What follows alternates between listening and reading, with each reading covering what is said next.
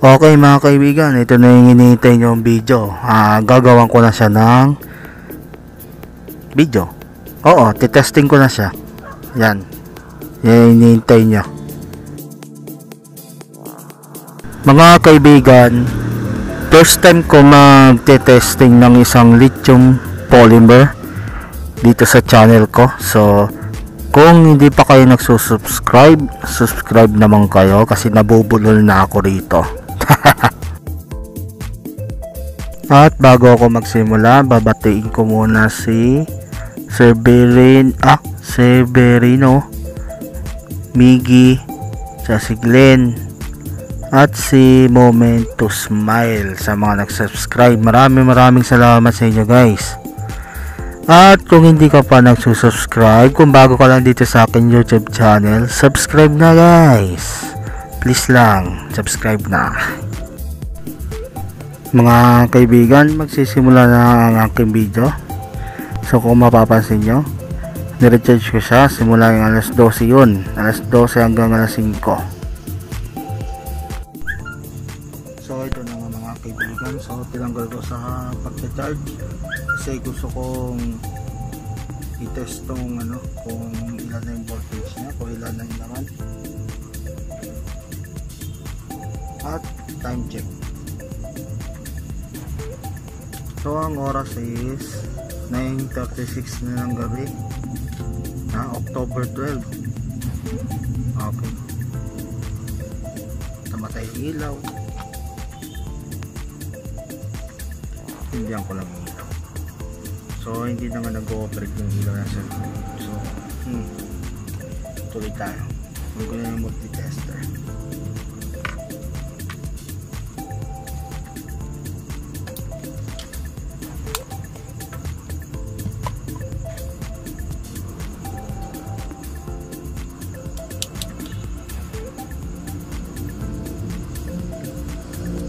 Yung multi-tester ko nagma-malfunction na.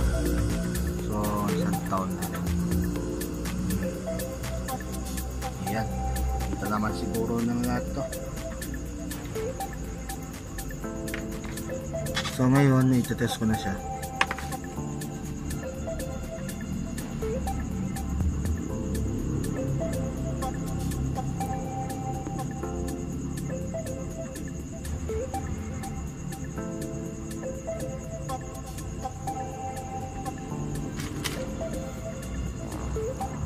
Ayun guys, so after ng mahabang oras 4.19, so mga ano pa to, siguro mga 75%, I think 75% to, kasi pag 4.25 to, so nasa 80%,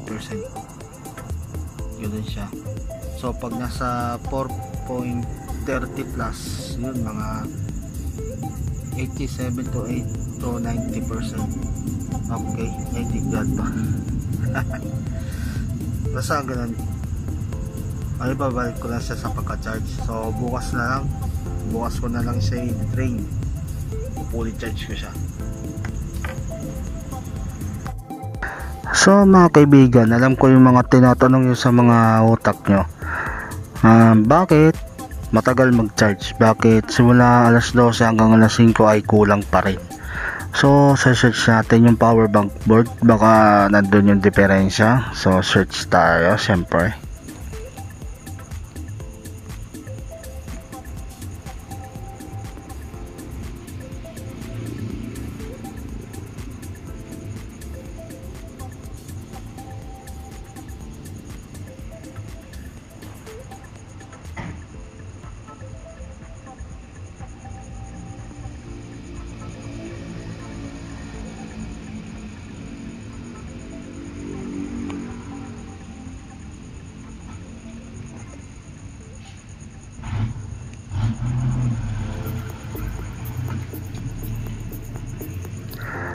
So ayun, nakita ko kaagad mga kaibigan, nandito siya.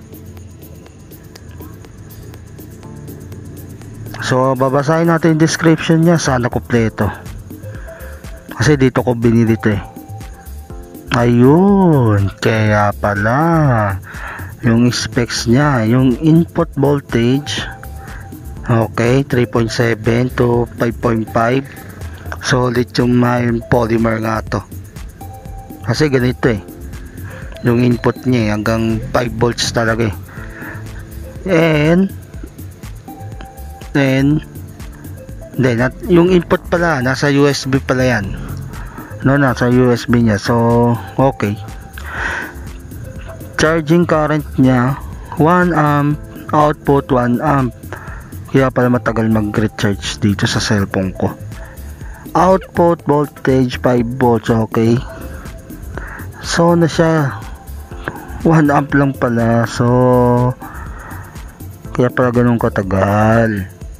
1 amp, tapos 10,000 mAh yung battery. Ewan ko baka 20,000 mAh pa yan. Nako po, Diyos ko po, ang recharging baka 24 hours.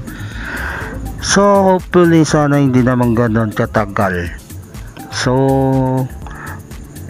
unang recharge pa lang naman yan eh. Tagal nga lang, inubos ko muna yung laman niya, tapos ni-recharge ko. So first recharge niya matagal. So, tignan natin. Okay, balik tayo sa video. Pagkalipas ng gabi ay nagsimula na nga ako ngayong umaga. So ipapakita ko muna sa inyo na full charge siya. Yan, ito yung nasa settings, tapos battery. Makikita niyo yung usage doon. Yan. Tapos oras 6:17 ng umaga. So Friday 13 tayo ngayon. May date talaga. Yan. Kasi importante yung may date, kasi baka mamaya sabihin nyo pinipeke, no? So full charge kasi yung power bank na ginawa ko. So hintayin ko na lang malobat tong main phone ko. Yan mga kaibigan, is lobat na yung aking cellphone. Hindi pa naman siya literal na lobat, pero may natitira pa siya. Mga 38 o 40%. So alas 12 siya na lobat. So matagal-tagal din. Kasi naglaro pa ako ng Mobile Legends dyan, nanood ako ng YouTube, nag-Facebook, nag-TikTok. Nanonood lang ako sa mga yan ayan, 36%. Yan. So it's time na nga para gamitin ang aking LiPo power bank. Yan.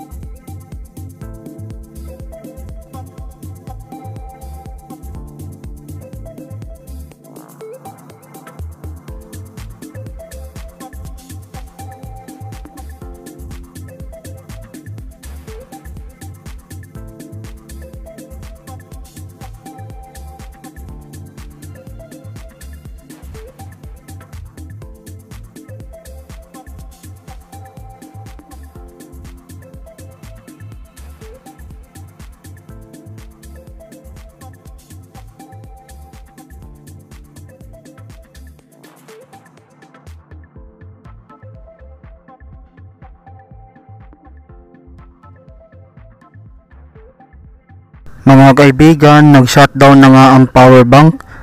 Yan, pakita ko sa inyo. Nag-stop na siya sa 83%.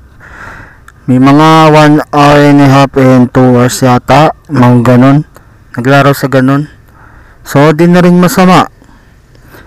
Okay, may extend siya. So, ayan, ito na yung katuluduluan ng aking video guys. So, maraming salamat sa inyo. Happy Halloween and Merry Christmas sa ating lahat. So, gagawa ko ng video tungkol sa kanyang BMS. Mukhang nagloloko yung kanyang BMS kasi may parang BMS na rin type yung power board o power bank board. So, tatanggalin natin yan. So, abangan nyo yung video ko. Susunod na yun dito. Maraming salamat sa inyo guys.